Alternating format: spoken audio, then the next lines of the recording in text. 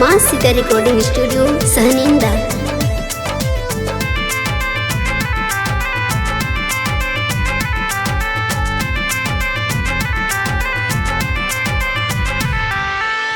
जैसे जैसे लगता वे लगन के हरदिया हो, देहिया में बढ़ता वे हमारो दरदिया हो। जैसे जैसे लगता वे लगन के हरदिया हो, देहिया में बढ़ता वे हमारो दरदिया हो। चल जइबू होते भिनु सार रे सोना, डोलिया में चढ़ के ससुरार रे सोना। चल जइबू होते बिनु सार रे सोना, डोलिया में चढ़ के ससुरार रे सोना।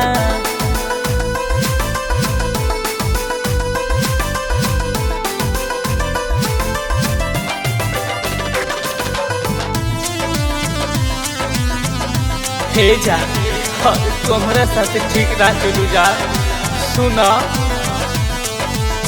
तोड़ जइबू खाइल संगे चिड़िया कसम हो, दिलवा में देखे हमार गहरा जखम हो।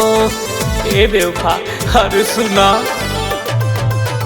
तोड़ जइबू खाइल संगे चिड़िया कसम हो, दिलवा में देखे हमार गहरा जखम हो। लुरगिरी बन के खूबे धार रे सोना, चल जइबू होते भिनु सार रे सोना, डोलिया में चढ़ के ससुरार रे सोना। चल जइबू होते भिनु सार रे सोना।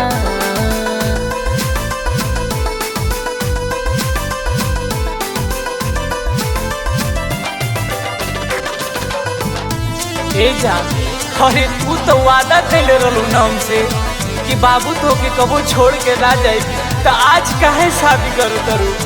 5 साल के प्यार जइबू क्षण में भुलाई, गाँव के आंसू राइटर दीपक के रुलाई। अरे कितना बर्दाश्त करिए जा। 5 साल के प्यार जइबू क्षण में भुलाई, गाँव के आंसू अमीश अजय के रुलाई। जइबू धनजी के बिसार रे सोना, चल जइबू होते भिनु सार रे सोना, डोलिया में चढ़ के ससुरार रे सोना। चल जइबू होते भिनु सार रे सोना।